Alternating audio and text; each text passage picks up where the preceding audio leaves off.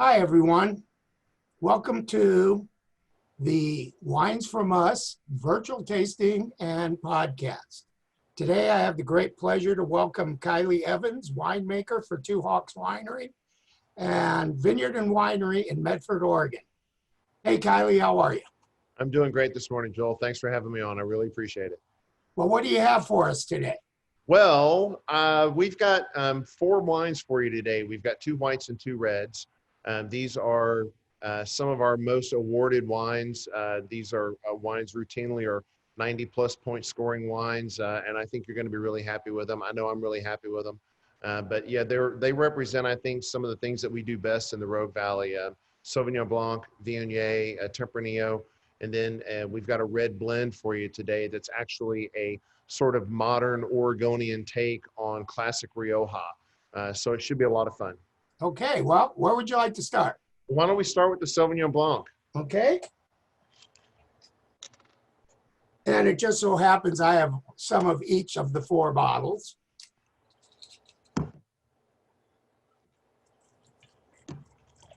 Sauvignon Blanc happens to be my favorite white. My wife and I love Sauvignon Blanc. I really do too. It is such a versatile food wine. It goes with so many different things. And the way this Sauvignon Blanc drinks, you don't even really necessarily have to have it with food right now. This is just lovely. So, so one of the things that we do with our Sauvignon Blanc that's a little bit different from a lot of producers, we crop our Sauvignon Blanc vines a little bit heavier than most people do. And we do that so that we can get them to have a longer season on the vine, more hang time on the vine. And that allows us to ripen the fruit a little bit more slowly, and it gets us into that later season ripening window when we've got the really wide diurnal swings. It's cooler during the day, it's cool at night.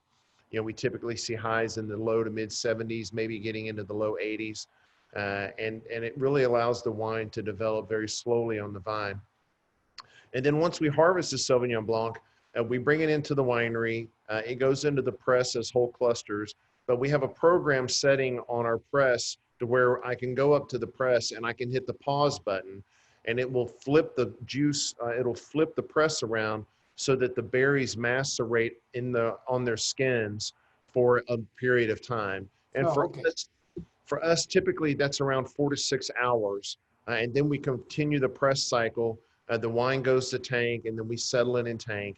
And then during the fermentation, we usually ferment somewhere around 45 to 50% of the Sauvignon Blanc in neutral oak, and then the remainder in stainless steel. We don't use any commercial yeast in the winery at all. So this is 100% wild fermentation. So that we really feel like that gives us an expression of Sauvignon Blanc grown at our particular site, And that's really what we're trying to achieve. We want to, we don't want to make Sauvignon Blanc that only smells and tastes like Sauvignon Blanc. That's easy. The hard part is making Sauvignon Blanc that smells and tastes like Sauvignon Blanc grown in the Rogue Valley in our vineyard. And that's really what we're trying to do here. Well, I noticed in the nose, you get a little bit of that oak, that butteriness of the oak, but by tasting it, you get that really nice acid, the Sauvignon Blanc acid. So it has a nice smooth finish, but it has a nice palate cleansing ability on the front of the tongue. I like it. It's really nice. Thank you. Thank you. That's generally what we sort of see with the Sauvignon Blanc too. We want it to be crisp and refreshing and be versatile with food. And what we feel like the skin contact and the barrel fermentation does is that really gives a creaminess to the texture of the wine, and it allows all those different components to meld a little bit more seamlessly and to integrate a little bit better. And we really just have been very pleased.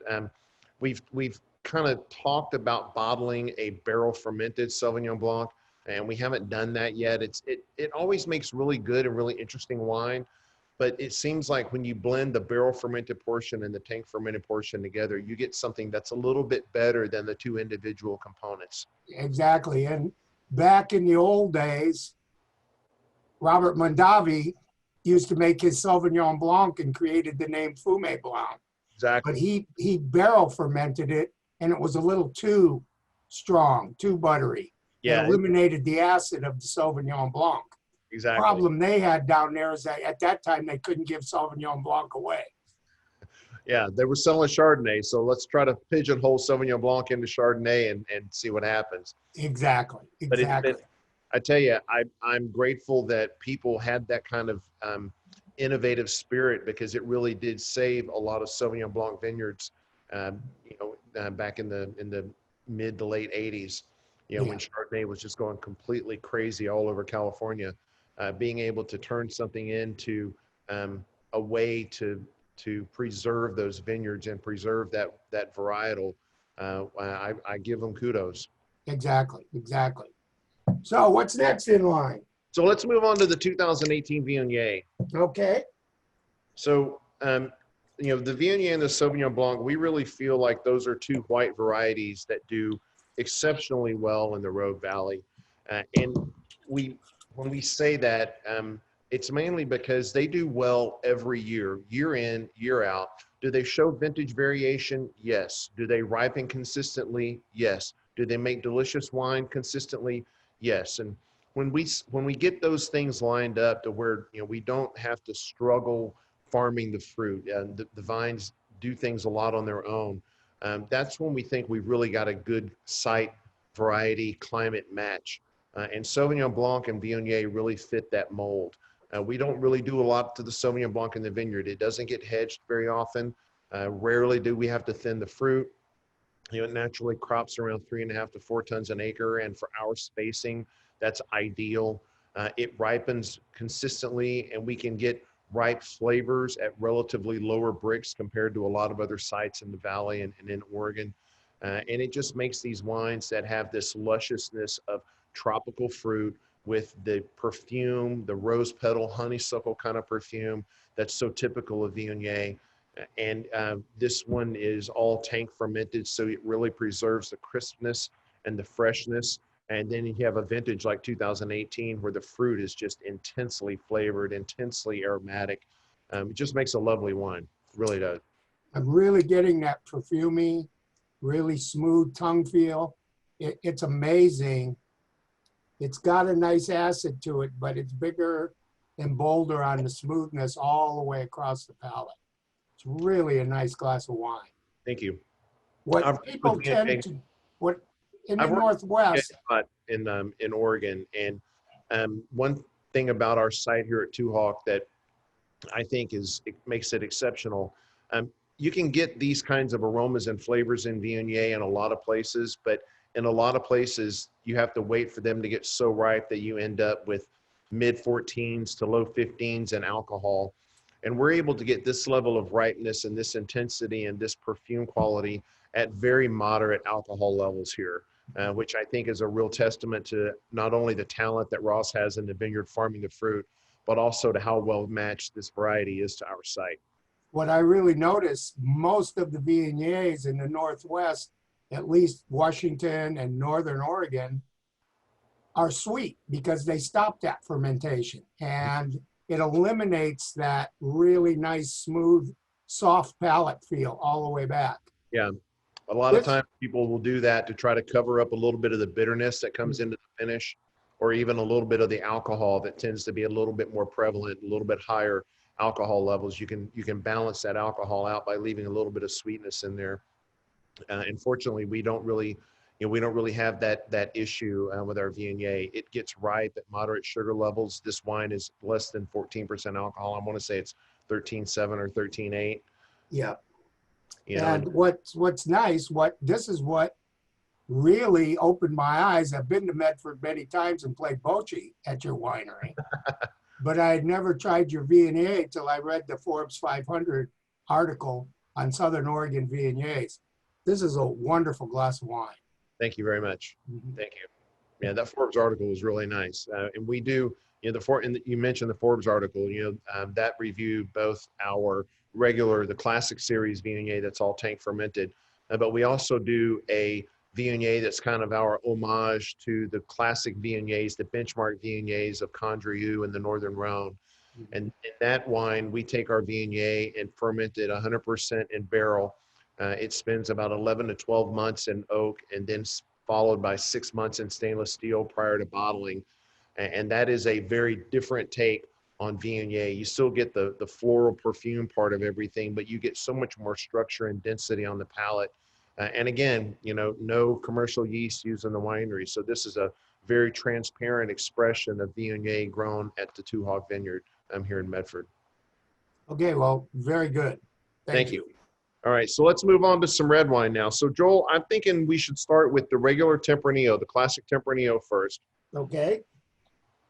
So this is our 2017 vintage. Again, Tempranillo is pretty widely grown in Southern Oregon, Southwest Oregon. It's just an absolute ideal climate match to the growing conditions we have in this part of Oregon in the summer and spring, summer, and early fall. A lot of that work was done by Earl Jones up at Avocella, where I was the winemaker for 7 years as well. So I'm very familiar with how well matched Tempranillo is to the climate of Southern Oregon. But again, this is a grape that we don't have to do a whole lot to in the vineyard. We thin the fruit to balance the crop load. We don't have to hedge this very often. It doesn't require a lot of input on our part in the vineyard. And to me, that really tells me that as a natural match, as someone who wants to do things the way Mother Nature intends, Tempranillo is a really good grape for us. This is our classic series Tempranillo. So this is done a little bit more in the style of traditional Rioja. Yeah. So a little bit more. This is the only red wine in the cellar that we use American oak on. What a wonderful nose. Yeah, this has got that very classic Tempranillo aromatics. There's a little bit of the bay leaf, the little dried herb, a little leathery kind of quality, but the fruit is all about that cherry, black raspberry into that crushed, barely ripe blackberry fruit quality. Oh, that is really, and it's a little tight, so it'll age and open really nice. About 3 to 4 years ago, I was down visiting family in the Rogue Valley, and the whole 10 days we were there, during the day, it never got under 105. It was a really hot summer. And my brother-in-law took me around tasting Tempranillos, and that's how I discovered your winery. Wonderful Tempranillos are being made down there. And I didn't realize you were the winemaker at Avocella, because the longest time they were the only real Tempranillo in the state. Yeah. That was a lot of fun. That was a lot of fun. This wine, Tempranillo grape, has become my go-to. I've never been a huge fan of Bordeaux's, Cabs, those types of things, or Pinots. I really like Italian and I really like Spanish wine. And probably in my cellar, the most you will find are different variants of Tempranillo. This is really nice. And I think Oregon is making them as good as anywhere in the world. I agree. It's been really interesting to see how this has all developed over the past 15, 20 years. I remember going to a blind Tempranillo tasting in California, and we had 4 Tempranillos from California, 3 Tempranillos from Spain, and 1 Tempranillo from Oregon. And it was very obvious, the 4 Tempranillo wines from California, and then you could tell that the other wines were not from California. And Oregon Tempranillo and the Spanish Tempranillos were so similar that it was really difficult to pick them apart and tell which one was from Oregon and which one was from the old world. Yeah. But yeah, I mean, it's just such a natural match for us. And like you said, it's a wine that ages very gracefully. It is very versatile with food, just like the Sauvignon Blanc. I mean, I've had the Tempranillo with everything from pizza to paella, and it does not miss a beat. It is just a wonderful wine. And actually, one of my favorite ways to have Tempranillo is after the bottle's been open for a couple, 3 hours, sit by the fire and have a cigar with it, and it just sings. Oh. It really just sings. You're talking my love.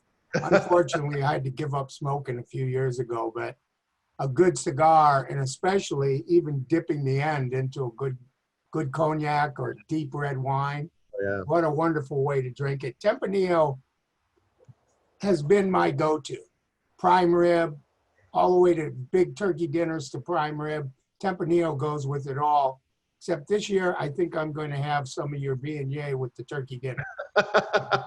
Well, that's a good idea there, Joel. A glass of Tempranillo next to a glass of Viognier, surrounded by the turkey dinner and all the fixings, Oh, yeah. and just find out what works best with what. Mm-hmm.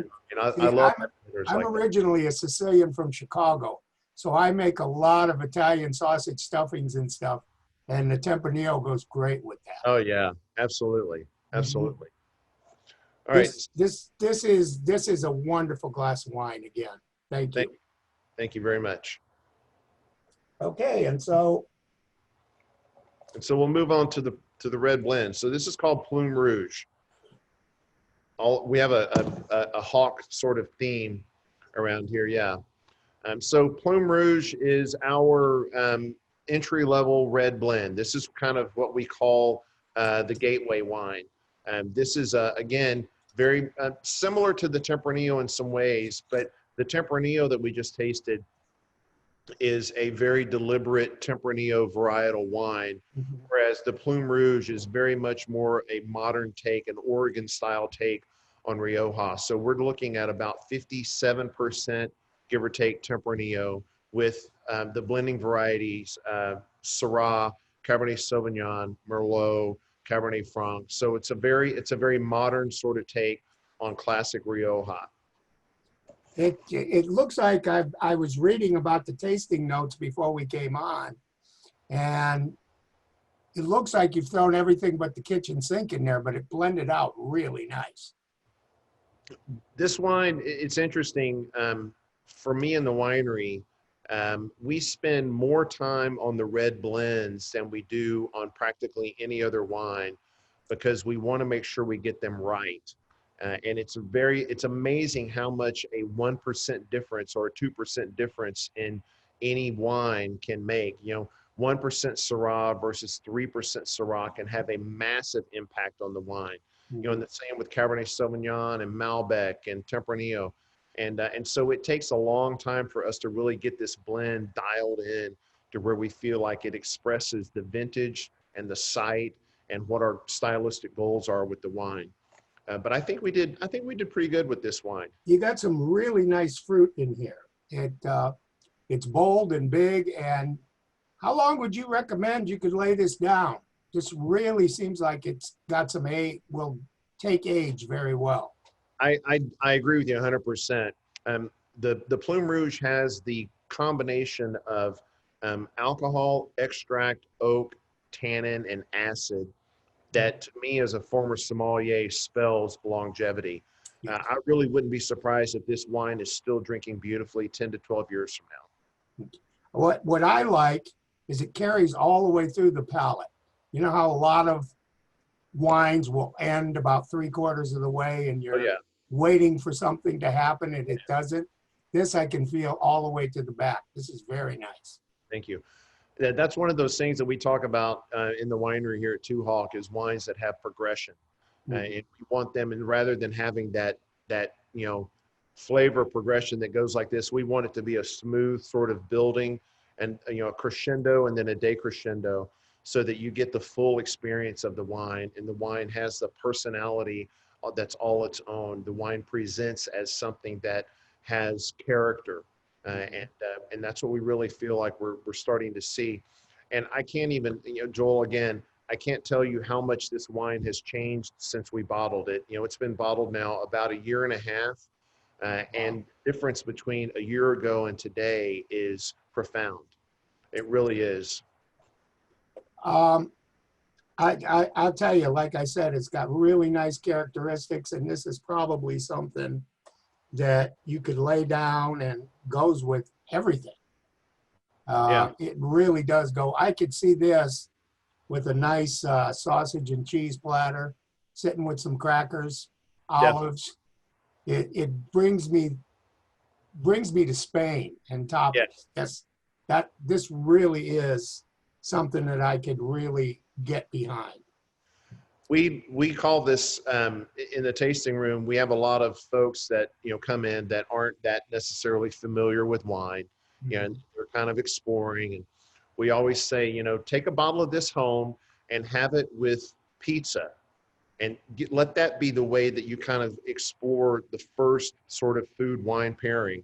Yeah. And one of my favorite ways to have this, I love this with, like you said, the classic sort of Spanish, the jamon de Iberico ham on Yes. the pizza with a very light red sauce and then a drizzle of olive oil and then some shaved almonds, some shaved Marcona almonds on top of that to give it a Wow. little bit of crunch. You just gave me something new to try.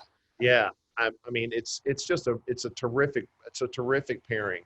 You know, delicate fare with this wine. But again, you know, if you want something that's a little bit more full bodied to go with this wine, and like you were saying, the grilled ribeye with the blue cheese crumbles on top, this wine's got more than enough tannin to handle that kind of funkiness in the blue cheese.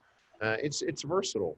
I don't see any red meat burying this. This flavor is clean and big. The only thing I would do right now with it is aerate it before I decanted it, open it up a little, because I could see there's so much more behind that tannin right now. And it, like I said, do you guys make a bad wine? I'm teasing. I hope not. There you go. Well, Kiley, before we leave, what I'd like to do is have you tell me about 2Hawk. I know you've had new ownership over the last few years, so tell me about 2Hawk and what you offer the people to come and visit and talk about your winery. Well, 2Hawk was the current owners purchased the property in 2014 and underwent a massive transformation of the brand. The focus now, and since the current owners, Ross and Jen Allen, since the Allens purchased the property, the focus has shifted from to quality. And that is what we are dedicated to now. It's not about, you know, and our philosophy on quality is very simple. We just want to be the best we can be, period. You know, we're not trying to be the best in the Rogue Valley or the best in Oregon or the best of anything. We just want to be the best we can be, both in the vineyard, in the tasting room, and in the winery. And we feel like we're making strides in that direction by trying to get better at what we do every day. We planted an additional 25 acres of vines since 2014, most recently Syrah and Petit Verdot in 2019. We built an estate winery on site in 2016 that handles all of our production now. So our production, our vine, our fruit never leaves the winery or the property. It's very well contained, very controlled, from the picking until the release of the wines in the tasting room. We've got 24 acres planted now. Production runs about 4,500 to 5,000 cases. And we do a lot of different things, but we only concentrate on the things that we feel like make the Rogue Valley special, the things that we consistently do well. So for reds, it's Malbec, Tempranillo, Grenache. For whites, it's Sauvignon Blanc, Viognier, and a little bit of Chardonnay. And then we do a few other smaller things like the Grenache Rosé, you know, and we do a little bit of Pinot Noir. But we really try to concentrate on the things that we feel we do best, the things that we feel like we can hit the bullseye 9 out of 10 years. Well, I really appreciate you coming with us today and taking us on the journey. I really enjoy your wines. And the nice thing about it is, for anybody who wants to buy 2Hawk wines in the Portland area, we are exclusively selling it at Wines From Us. Either go to winesfromus.com or give us a call, 503-244-WINE-9463, and we could get you whatever you want. Kiley, it's been a pleasure talking to you. I've always had a good time when I came to the winery, and I hope to see you soon. Joel, the pleasure is all mine. Thank you so much for having me on. I really appreciate it. Cheers. Cheers.